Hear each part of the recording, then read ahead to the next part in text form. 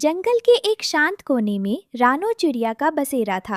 रानो जितनी छोटी थी उसका दिल उतना ही बड़ा था। जहाँ बाकी पक्षी सिर्फ अपने घोंसले की फिक्र करते, रानो दिन भर अपने मटर के खेत में मिट्टी से लथपथ होकर काम करती थी। धूप खिली थी और रानो अपने खेत में मटर के पौधों को पानी दे रही थी। तभी उसकी सहेली टुनटुनी वहाँ पहुँची। अरे रानो, इतनी कड़ी धूप में क्यों मरी जा रही हो?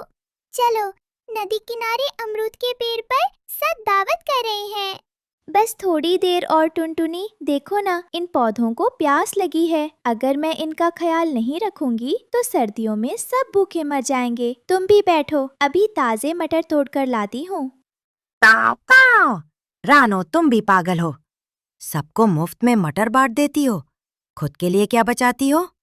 कालू भाई, बांटने से कभी कम नहीं होता। जब मिट्ठू और तोती के बच्चे भरपेट खाते हैं तो मुझे जो सुकून मिलता है वो इन मटरों से कहीं कीमती है। तभी मिट्ठू तोता और उसकी पत्नी तोती भी वहां आ पहुंचे। पूरा माहौल चहचहाहट से भर गया। शाम ढलने ही वाली थी कि अचानक आसमान में एक भयानक परछाई मंडराने लगी। वो एक खूंखार चील थी जो एक जख्मी जादुई लोमड़ी का पीछा कर रही थी। लोमड़ी के शरीर से सुनहरी रोशनी निकल रही थी, लेकिन वो बहुत कमजोर पड़ चुकी थी।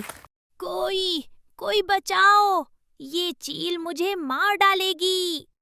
आज तेरी जादुई शक्तियाँ मेरे काम आएंगी। भागकर कहाँ जाएगी?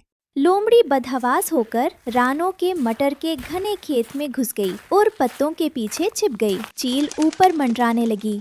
मिट्ठू, कालू, जल्दी देखो, वो जालिम चील उस बेचारी लोमड़ी को मार देगी। हमें कुछ करना होगा।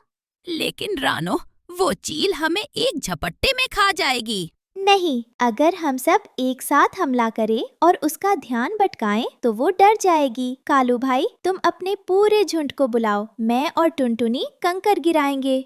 शुरू हुआ एक बड़ा मुकाबला। कालू कव्वे ने शोर मचाकर पूरे जंगल के कव्वों को इकट्ठा कर लिया। सैकड़ों पक्षियों ने मिलकर चील पर हमला कर दिया। चील घबरा गई और वहां से भाग खड़ी हुई। चील के जाने के बाद रानो दौड़कर लोमड़ी के पास गई। लोमड़ी के पैर से खून बह रहा था। डरो मत बहन, तुम सुरक्षित हो। तोती, जरा वो करवे नीम के पत्ते लाना। टुनटुनी, पानी लाओ। अगले 10 दिनों तक रानो ने अपनी जान लड़ा दी। वो दिन भर लोमड़ी के घाव धोती, उसे अपने सबसे नरम बिस्तर पर सुलाती और खुद जमीन पर सोती। रानो, तुम खुद इतनी छोटी हो, पर तुम्हारी ममता आसमान जैसी बड़ी है।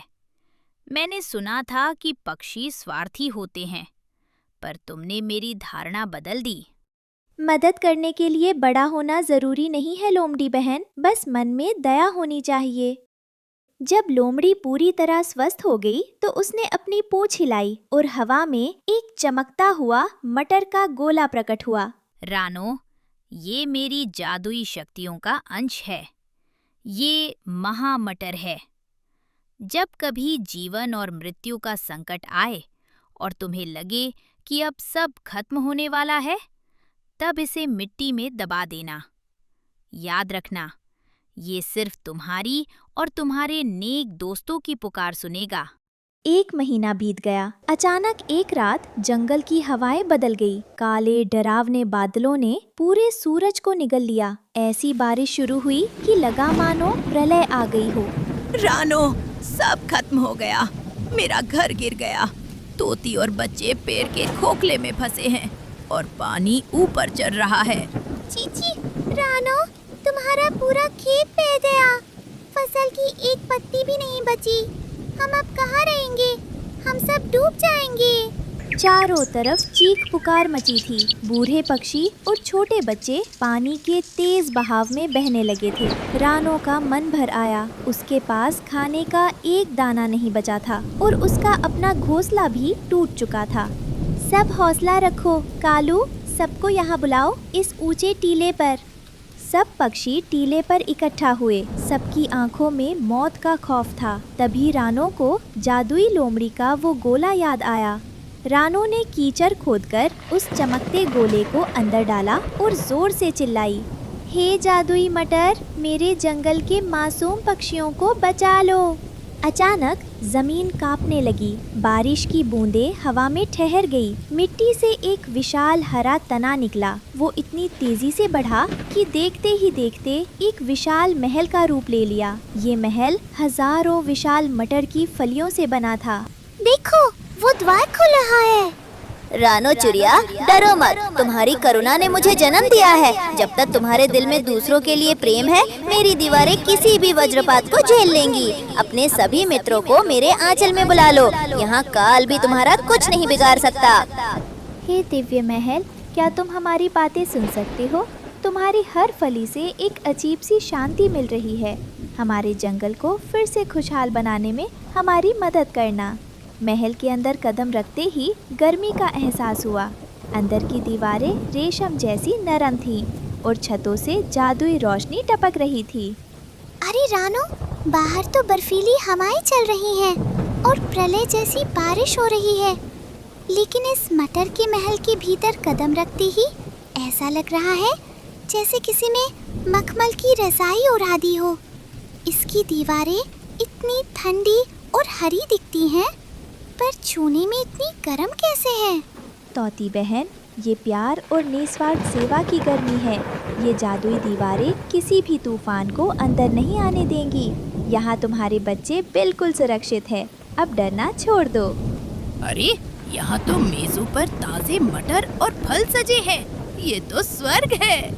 महल के बाहर सूखी सूखी जमीन पर अचानक मीठे मटर की एक ऐसी खेती लहलहा उठी जो बाढ़ के पानी के ऊपर तैर रही थी।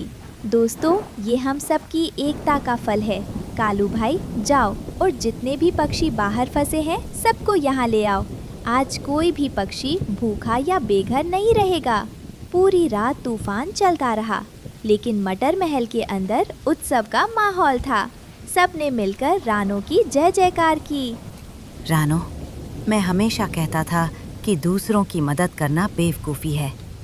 आज अगर तुमने उस लोमड़ी को न बचाया होता तो आज हम सब इस पानी में समा गए होते। कालू भाई, अच्छा काम कभी बेकार नहीं जाता। आज से ये महल हम सब का है। रानो, तुमने हमेशा दूसरों की मदद की, इसीलिए आज कुदरत ने तुम्हारी मदद की है। अकेले का सुख सुख नहीं होता टूनटूनी, जो साथ मिलकर बांटा जाए वही असली खुशी है। जब सुबह हुई और बारिश रुकी तो पूरा जंगल नष्ट हो चुका था, लेकिन रानो का वो जादुई खेत और महल अब भी वहाँ था। रानो ने वो जादुई बीज सबको बांट दिए ताकि हर कोई अपना खुद का सुरक्षित और जादुई घर बना सके। उस दिन के बाद उस जंगल का नाम मटर वन पड़ गया, जहाँ प्यार और सहयोग की सबसे बड़ी फसल उगती थी।